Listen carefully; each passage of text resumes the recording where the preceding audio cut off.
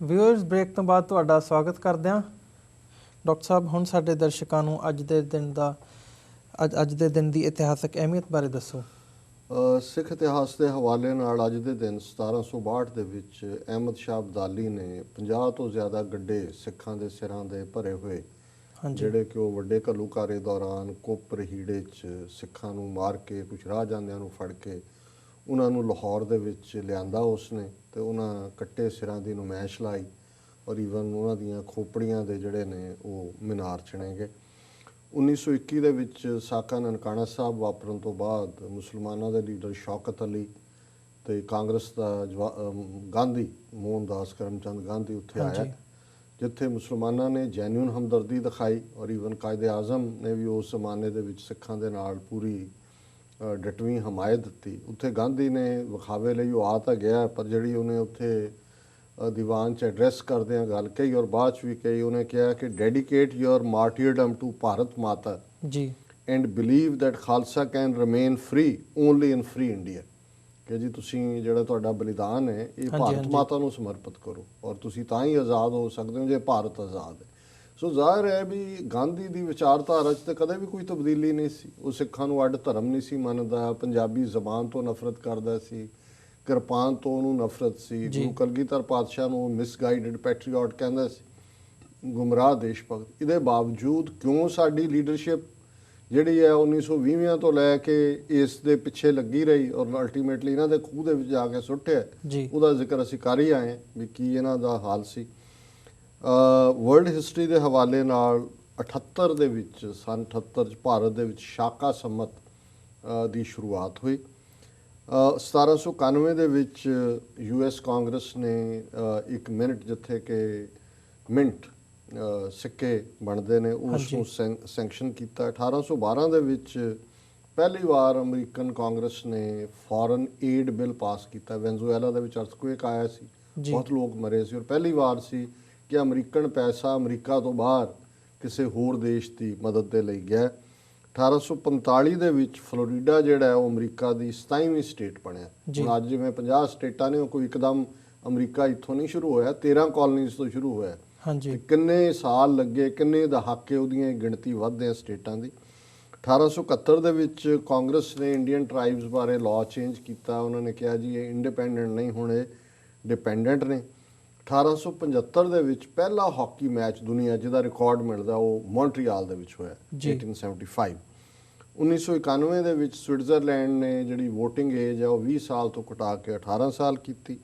1991 ਦੇ ਵਿੱਚ ਜਦੋਂ ਕਿ ਸੋਵੀਅਤ ਯੂਨੀਅਨ ਟੁੱਟ ਰਿਹਾ ਸੀ ਔਰ ਇਹ ਬਾਲਟਿਕ 3 ਸਟੇਟਾਂ ਲਿਥੁਆਨੀਆ, ਲਾਤਵੀਆ, ਐਸਟੋਨੀਆ ਵੀ ਸੋਵੀਅਤ ਯੂਨੀਅਨ ਦੇ ਥੱਲੇ ਸੀ, ਸੋ ਲਾਤਵੀਆ ਤੇ ਐਸਟੋਨੀਆ ਨੇ ਆਪਣੇ ਆਪ ਨੂੰ ਆਜ਼ਾਦ ਦੇਸ਼ ਐਲਾਨੇ। ਸੋ ਇਹ ਵਰਲਡ ਹਿਸਟਰੀ। ਜੀ ਡਾਕਟਰ ਸਾਹਿਬ, ਹੁਣ ਪੀਪਲਜ਼ ਪਾਰਟੀ ਆਫ ਪੰਜਾਬ ਨੇ ਕਾਂਗਰਸ ਨਾਲ ਅਲਾਇੰਸ ਕੀਤਾ ਅਤੇ ਉਹਦੇ 'ਚ ਉਹਨਾਂ ਦਾ ਇਹ ਹੋਇਆ ਕਿ ਮਨਪ੍ਰੀਤ ਬਾਦਲ ਨੂੰ ਬਠਿੰਡੇ ਤੋਂ ਚੋਣ ਲੜਵਾਉਣੀ ਆ, ਅਤੇ ਇਸ 'ਤੇ ਭਗਵੰਤ ਮਾਨ ਨੇ ਕਿਹਾ ਕਿ ਮਨਪ੍ਰੀਤ ਬਾਦਲ ਨੇ ਇੱਕ ਸੀਟ ਪਿੱਛੇ ਸੌਦਾ ਕੀਤਾ ਅਤੇ ਪਰ ਮੈਂ ਵਿਕਾਊ ਨਹੀਂ ਹੈਗਾ, ਅਤੇ ਆਪ ਜੀ ਦਾ ਇਸ 'ਤੇ ਕਮੈਂਟ। ਦੇਖੋ, ਗੱਲ ਇਹ ਹੈ ਵੀ ਜਿਹੜੇ ਵਿਕੇ ਹੋਏ ਲੋਕ ਹੁੰਦੇ ਨੇ ਜਾਂ ਜਿਨ੍ਹਾਂ ਦਾ ਕੋਈ ਸਿਧਾਂਤ ਅਸੂਲ ਪ੍ਰਸਤ ਨਹੀਂ ਹੁੰਦੇ, ਮੌਕਾ ਪ੍ਰਸਤ ਹੁੰਦੇ ਨੇ। ਦੋ ਚੀਜ਼ਾਂ, ਇਹ ਦੋ ਵਰਡ ਪੰਜਾਬੀ 'ਚ ਇਸਤੇਮਾਲ ਹੁੰਦੇ ਨੇ, ਇੱਕ ਅਸੂਲ ਪ੍ਰਸਤ ਹੈ, ਇੱਕ ਮੌਕਾ ਪ੍ਰਸਤ ਹੈ। ਸੋ ਮਨਪ੍ਰੀਤ ਬਾਦਲ ਤਾਂ ਪਹਿਲੇ ਦਿਨ ਤੋਂ ਹੀ ਮੌਕਾ ਪ੍ਰਸਤ ਸੀ ਔਰ ਮੇਰਾ ਖਿਆਲ ਹੈ ਵੀ ਭਗਵੰਤ ਮਾਨ ਰੈਲੇਟਿਵਲੀ ਇੱਕ ਕਲੀਨ ਸੋਚ ਰੱਖਦਾ ਹੈ ਔਰ ਈਵਨ ਜਿਸ ਜ਼ਮਾਨੇ ਦੇ ਵਿੱਚ ਪੁਲਿਸ ਜ਼ੁਲਮ ਕਰਦੀ ਸੀ 1990 'ਚ, ਉਦੋਂ ਵੀ ਭਗਵੰਤ ਮਾਨ ਨੇ ਕਿਉਂਕਿ ਕਲਾਕਾਰ ਹੈ, ਬੇਸਿਕਲੀ ਕਾਮੇਡੀਅਨ ਹੈ, ਸੋ ਉਹਨੇ ਆਪਣੀਆਂ ਅਲੱਗ-ਅਲੱਗ ਪ੍ਰੈਜੈਂਟੇਸ਼ਨ ਰਾਹੀਂ ਪੁਲਿਸ ਦਾ ਮਜ਼ਾਕ ਉਡਾਇਆ, ਉਹਨਾਂ ਦੀ ਕਿਵੇਂ ਜ਼ੁਲਮ ਦੀ ਕਹਾਣੀ, ਕਿਉਂਕਿ ਕਲਾਕਾਰ ਤਾਂ ਇੱਕ ਢੰਗ ਨਾਲ ਹੀ ਕਹਿ ਸਕਦਾ।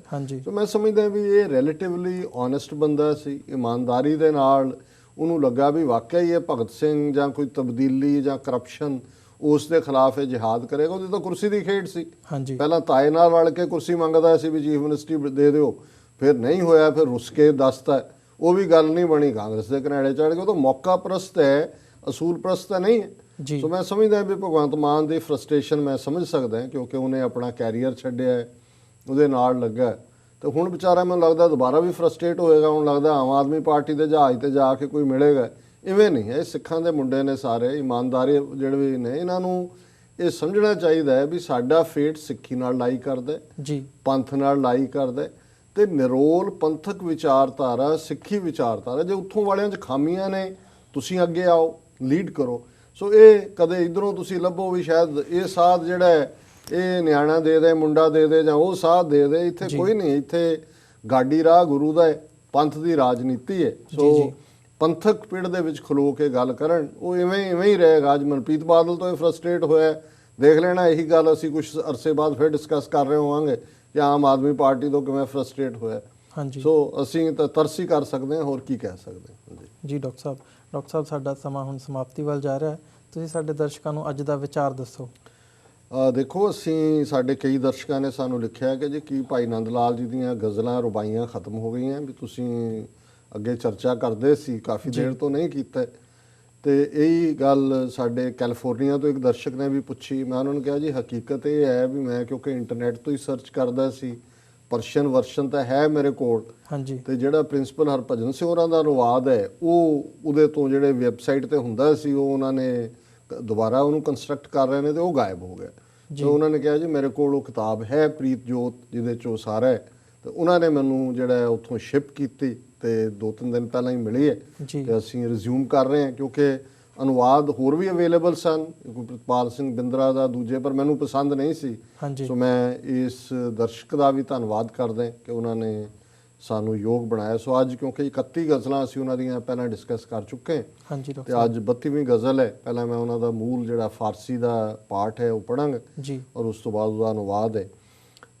ਇਹ ਹੈ ਮਿਸਲੇ ਦਹਾਨੇ ਤੰਗ ਤੋਂ ਤੁੰਗੇ ਸ਼ੱਕਰ ਨਾ ਬਾਸ਼ਦ, ई मिसल रा के गुफ्तम ई खूब तर ना बाशद, बा हिजर आशना शौ गर तालबे वसाली, राह कै बरी बा मंजल ता राहबर ना बाशद, दामने चश्म माँ गुजार अज दोस्त हम चो मिंजगा, ता ज़ैबे आरज़ूहा पुर अज गौहर ना बाशद, शाखे उम्मीद आशक हरगिज समर ना गीरद, अज अश्क आबे मिजगा ता सबस्तर ना बाशद, ए बुल फजूल गोया अज इश्क ओ मजन दम, को पा निहद दरी राह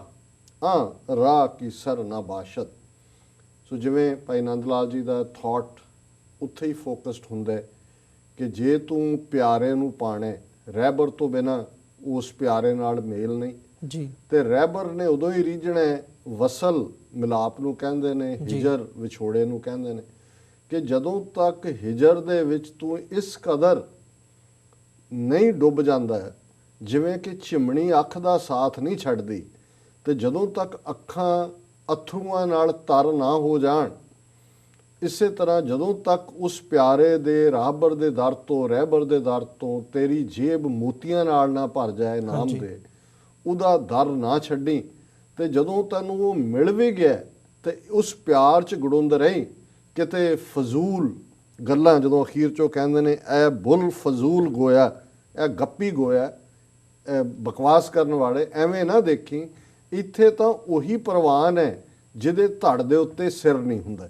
ਔਰ ਇਹ ਉਹਨਾਂ ਦਾ ਇਹ ਬੁੱਲ ਫਜ਼ੂਲ ਗੋਇਆ ਅਜ਼ ਇਸ਼ਕੋ ਮਜਨ ਦਮ, ਐਵੇਂ ਗੱਪਾਂ ਨਾ ਮਾਰ, ਕੋ ਪਾ ਨਿਹਦ ਦਰੀ ਰਾਹ, ਇਸ ਰਸਤੇ ਦੇ ਉੱਤੇ ਉਹੀ ਪ੍ਰਵਾਨ ਹੈ, ਰਾਹ ਕੀ ਸਰ ਨਾ ਬਾਸ਼ਦ, ਜਿਹਦੇ ਧੜ ਦੇ ਉੱਤੇ ਸਿਰ। ਇਹ ਪ੍ਰੇਮ ਖੇਲਨ ਕਾ ਚਾਓ ਦੀ ਗੱਲ ਹੈ ਜੀ। ਔਰ ਇਹੀ ਅਲਟੀਮੇਟਲੀ ਜਦੋਂ ਸਰ ਕਪੂਰ ਸਿੰਘ ਜਿਹਨਾਂ ਦਾ ਮੈਂ ਜ਼ਿਕਰ ਕੀਤਾ, ਹੁਣ ਜਿਹੜਾ ਦਾਰ ਸ਼ਬਦ ਹੈ ਫਾਰਸੀ ਦੇ ਵਿੱਚ ਇਹ ਸੂਲੀ ਲਈ ਵੀ ਹੁੰਦਾ ਹੈ। ਜਦੋਂ ਅਸੀਂ ਸਰਦਾਰ ਕਹਿੰਦੇ ਹਾਂ, ਉਹਨੂੰ ਸਿਰਦਾਰ ਕਹਿੰਦੇ ਸੀ, ਵੀ ਓਰੀਜਨਲ ਵਰਡ ਸਿਰਦਾਰ ਹੈ। ਇੱਕ ਉਹ ਹੈ ਦਾਰ ਜਿਹੜਾ ਸੂਲੀ ਤੇ ਚੜ੍ਹਨ ਵਾਲਾ, ਉਹੀ ਹੈ ਜਿਹਨੇ ਮੰਨ ਲਿਆ ਵੀ ਮੇਰੇ ਧੜ ਤੇ ਸਿਰ ਨਹੀਂ ਹੋਣਾ, ਸਿਰ ਤਾਂ ਮੈਂ ਪਿਆਰੇ ਨੂੰ ਦੇ ਦਿੱਤੇ। ਔਰ ਦੂਸਰਾ ਜਿਹੜਾ ਸਰਦਾਰ ਦੇ ਲਈ ਹੁੰਦਾ ਹੈ ਸਿਰ ਰੱਖਣ ਵਾਲਾ, ਸਿਰ ਰੱਖਣ ਵਾਲਾ ਅਣਖੀ।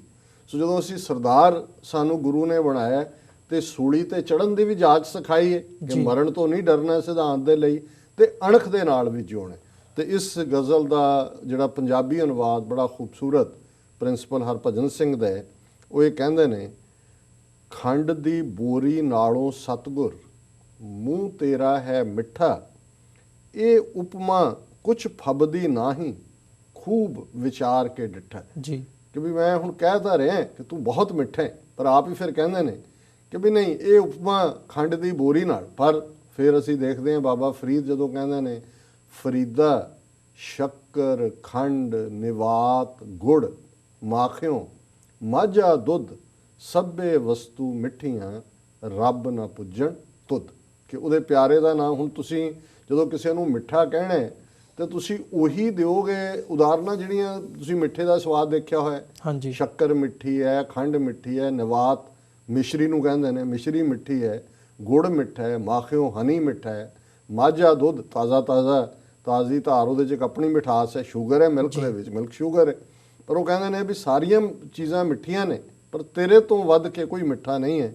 ਤੇ ਭਾਈ ਸਾਹਿਬ ਵੀ ਇਹੀ ਕਹਿੰਦੇ ਨੇ ਕਿ ਵੀ ਤੇਰਾ ਮੂੰਹ, ਸਾਰੀ ਖੰਡ ਦੀ ਬੋਰੀ ਵੀ ਲੈ ਲਈਏ ਤੇ ਉਹਦੇ ਨਾਲੋਂ ਵੀ ਤੇਰਾ ਬੋਲ ਮਿੱਠਾ ਹੈ, ਤੇਰਾ ਮੂੰਹ ਮਿੱਠਾ ਹੈ। ਪਰ ਇਹ ਕਹਿੰਦੇ ਉਪਮਾ ਮੈਨੂੰ ਠੀਕ ਨਹੀਂ ਲੱਗੀ, ਮੈਂ ਤੁਹਾਨੂੰ ਛੋਟੀ ਚੀਜ਼ ਨਾਲ ਕੰਪੇਅਰ ਕੇ ਫਿਰ ਕਹਿੰਦੇ ਨੇ, ਬਿਰਹਾ ਸੰਗ ਯਰਾਨਾ ਭਾਲੈ, ਚਾਹੇ ਵਸਲ ਜੇ ਪਾਣਾ, ਬਿਨ ਰਹਿਬਰ ਦੇ ਪਾ ਨਹੀਂ ਸਕਦਾ, ਰਾਹੀ ਕੋਈ ਟਿਕਾਣਾ। ਜੇ ਮਿਲਾਪ ਚਾਹੁੰਦੇ ਤੇ ਫਿਰ ਵਸਲ ਨੂੰ ਪਹਿਲਾਂ ਦੇਖ, ਵਿਛੋੜੇ ਦੀ ਉਸ ਪੀੜ ਨੂੰ ਸਹਿ, ਬਿਰਹਾ ਸੰਗ ਯਰਾਨਾ ਭਾਲੈ। ਫਿਰ ਚਿਮਣੀ ਵਾਂਗੂ ਕਦੀ ਨਾ ਛੱਡੀ, ਮਿੱਤਰਾ ਅੱਖ ਦਾ ਪੱਲਾ। ਜੀ ਚਿਮਣੀ ਵਾਂਗੂ, ਪਲਕ ਕਹਿੰਦੇ ਨੇ ਹਿੰਦੀ 'ਚ, ਪੰਜਾਬੀ 'ਚ ਅਸੀਂ ਚਿਮਣੀ ਕਹਿੰਦੇ। ਚਿਮਣੀ ਵਾਂਗੂ ਕਦੀ ਨਾ ਛੱਡੀ, ਮਿੱਤਰਾ ਅੱਖ ਦਾ ਪੱਲਾ, ਜੇਬ ਆਸ ਦੀ ਨਾਲ ਮੋਤੀਆਂ, ਭਰੇ ਨਾ ਜਦ ਤੱਕ ਅੱਲਾ। ਜਦੋਂ ਤੱਕ ਰੱਬ ਤੇਰੀ ਜੇਬ ਨੂੰ ਮੋਤੀਆਂ ਨਾਲ ਨਾ ਭਰ ਦੇ, ਮੋਤੀ ਦੁਨਿਆਵੀ ਨਹੀਂ, ਉਹ ਪਿਆਰ ਦੇ ਮੋਤੀ, ਔਰ ਅੱਖ ਦੇ ਨਾਲ, ਕਿਉਂਕਿ ਜਦੋਂ ਅੱਖ ਦੇ ਵਿੱਚੋਂ ਅਥਰੂ ਵਗਦੇ ਨੇ ਤਾਂ ਉਹ ਇਵੇਂ ਚਮਕਦੇ ਨੇ ਜਿਵੇਂ ਮੋਤੀ ਚਮਕਦੇ ਜੀ। ਔਰ ਇਸ ਲਈ ਉਹਨਾਂ ਨੂੰ ਪਰਸ਼ੀਅਨ ਜਾਂ ਉਰਦੂ ਪੋਇਟਰੀ ਦੇ ਵਿੱਚ ਅਸ਼ਕ, ਉਰਦੂ ਦੇ ਵਿੱਚ ਅਥਰੂਆਂ ਨੂੰ ਕਹਿੰਦੇ ਨੇ, ਔਰ ਬਹੁਤ ਵਾਰੀ ਅਥਰੂਆਂ ਨੂੰ ਮੋਤੀਆਂ ਦੇ ਨਾਲ ਹੀ ਤਸ਼ਬੀਹ ਦਿੱਤੀ। ਔਰ ਉਹਨਾਂ ਨੇ ਕਿਹਾ ਵੀ ਤੇਰਾ ਮਿਲਾਪ ਉਦੋਂ ਹੋਏਗਾ, ਵਸਲ ਉਦੋਂ ਹੋਏਗਾ ਜਦੋਂ ਕਿ ਹਿਜਰ ਦੇ ਵਿੱਚ ਤੇਰੀ ਅੱਖ, ਵਿਰਾਗ ਦੇ ਵਿੱਚ, ਤਾਂਗ ਦੇ ਵਿੱਚ, ਜਿਵੇਂ ਨੈਣੀ ਨੀਰ ਬਹਿ ਬਹਿ ਚੱਲੇ ਜਿਉ, ਅਸੀਂ ਬਾਣੀ 'ਚ ਪੜ੍ਹਦੇ ਹਾਂ। ਹਾਂਜੀ, ਕਿ ਮੈਨੂੰ ਦਿਨ ਰਾਤ ਪਿਆਰੇ ਤੋਂ ਬਿਨਾਂ ਮੈਨੂੰ ਚੈਨ ਨਹੀਂ ਹੈ, ਦਿਨ ਰਾਤ ਮੇਰੇ ਨੈਣਾ 'ਚੋਂ ਜਲ ਚੱਲਦਾ। ਸੋ ਇਹੀ ਭਾਈ ਸਾਹਿਬ ਕਹਿੰਦੇ ਨੇ, ਚਿਮਣੀ ਵਾਂਗੂ ਕਦੀ ਨਾ ਛੱਡੀ, ਮਿੱਤਰਾ ਅੱਖ ਦਾ ਪੱਲਾ, ਜੇਬ ਆਸ ਦੀ ਨਾਲ ਮੋਤੀਆਂ, ਭਰੇ ਨਾ ਜਦ ਤੱਕ ਅੱਲਾ। ਆਸ਼ਕ ਆਸ ਦੀ ਟਹਿਣੀ ਤਾਈਂ, ਤਦ ਤੱਕ ਫਲ ਨਹੀਂ ਲੱਗਦਾ, ਜਦ ਤੱਕ ਉਸ ਨੂੰ ਸਿੰਜਣ ਖਾਤਰ ਨੈਣੋਂ ਨੀਰ ਨਹੀਂ ਵਗਦਾ। ਤੇ ਅਖੀਰਲਾ ਸ਼ੇਰ ਹੈ, ਇਸ਼ਕ ਆਪਣੇ ਦਾ ਤੂੰ ਗੋਇਆ, ਨਾ ਕਰ ਕੂੜਾ ਮਾਣਾ। ਜੇ ਤੇਰਾ ਇਸ਼ਕ ਹੈ ਐਵੇਂ ਝੂਠਾ ਮਾਣ ਨਾ ਕਰ, ਇਸ਼ਕ ਆਪਣੇ ਦਾ ਤੂੰ ਗੋਇਆ, ਨਾ ਕਰ ਕੂੜਾ ਮਾਣਾ। ਇਸ਼ਕ ਦੇ ਰਾਹੀ ਨੂੰ ਹੈ ਪੈਂਦਾ, ਤਲੀ ਤੇ ਸੀਸ ਟਿਕਾਣਾ। ਇਹ ਫੋਕੀ ਕਾਦੀ ਤੜ ਹੈ, ਇਹ ਤਾਂ ਤਲੀ ਤੇ ਸੀਸ ਟਿਕਾ। ਤੇ ਫਿਰ ਜਿਵੇਂ ਤੈਂ ਸਾਹਿਬ ਕੀ ਬਾਤ ਜੋ ਆਖੈ, ਕਹ ਨਾਨਕ ਕਿਆ ਦੀਜੈ, ਸੀਸ ਵਡਿਆ ਕਰ ਵੈਸਣ ਦੀਜੈ, ਵਿਣ ਸਿਰ ਸੇਵ ਕਰੀਜੈ। ਜਿਹੜਾ ਪਿਆਰੇ ਦੀ ਗੱਲ ਕਹੇ ਉਹਨੂੰ ਮੈਂ ਕੀ ਦਿਆਂ, ਕਿ ਸਿਰ ਵੱਢ ਕੇ ਉਹਨੂੰ ਬਹਿਣ ਦੇ ਲਈ ਆਫਰ ਕਰਾਂ ਤੇ ਆਪ ਬਿਨਾਂ ਸਿਰ ਤੋਂ ਭੱਜਿਆ ਉਸ ਦੀ ਸੇਵਾ ਕਰਾਂ। ਇਹ ਪਿਆਰ ਦੀ ਖੇਡ ਹੈ। ਤੇ ਗੁਰੂ ਨੇ ਤਾਂ ਸਾਨੂੰ ਸਿਰਦਾਰ ਬਣਾਇਆ ਸੀ, ਸੂਲੀ ਤੇ ਚੜ੍ਹ ਕੇ ਵੀ ਉਸ ਦੇ ਪਿਆਰ ਦੇ ਗੀਤ ਗਾਉਣ ਵਾਲੇ। ਪਰ ਅੱਜ ਅਸੀਂ ਕਿੱਥੇ ਖੜੇ, ਇਸ ਦਾ ਜਵਾਬ ਅਸੀਂ ਸਾਰੇ ਹੀ ਆਪੋ ਆਪਣੀ ਅੰਦਰ ਝਾਕ ਕੇ ਮੰਗੀਏ ਤਾਂ ਫਿਰ ਨਜ਼ਰ ਆਏਗਾ ਵੀ ਅਸੀਂ ਕਿਉਂ ਜੇ ਸਿਰਦਾਰ ਹੈ ਔਰ ਕਿਉਂ ਜੇ ਅਸੀਂ ਗੁਰੂ ਦੇ ਸਿੱਖ ਹਾਂ। ਸੋ ਇਹ ਅੱਜ ਦਾ ਥਾਟ ਹੈ। ਜੀ ਡਾਕਟਰ ਸਾਹਿਬ, ਆਪ ਜੀ ਦਾ ਬਹੁਤ ਬਹੁਤ ਧੰਨਵਾਦ। ਵਿਊਅਰਸ, ਸਾਡੇ ਅੱਜ ਦੇ ਪ੍ਰੋਗਰਾਮ ਦਾ ਸਮਾਂ ਇੱਥੇ ਹੀ ਸਮਾਪਤ ਹੁੰਦਾ ਹੈ। ਤੁਸੀਂ ਸਾਨੂੰ ਆਪਣੇ ਸੁਝਾਅ ਤੇ ਰਾਏ ਭੇਜਣਾ ਨਾ ਭੁੱਲਣਾ ਸਾਡੇ ਇਸ ਪਤੇ ਤੇ sos@tv84.tv। ਅਸੀਂ ਆਪਣਾ ਨੈਕਸਟ ਪ੍ਰੋਗਰਾਮ ਲੈ ਕੇ ਫਿਰ ਹਾਜ਼ਰ ਹੋਵਾਂਗੇ। ਤਦ ਤੱਕ ਲਈ ਸਾਨੂੰ ਦਿਓ ਆਗਿਆ।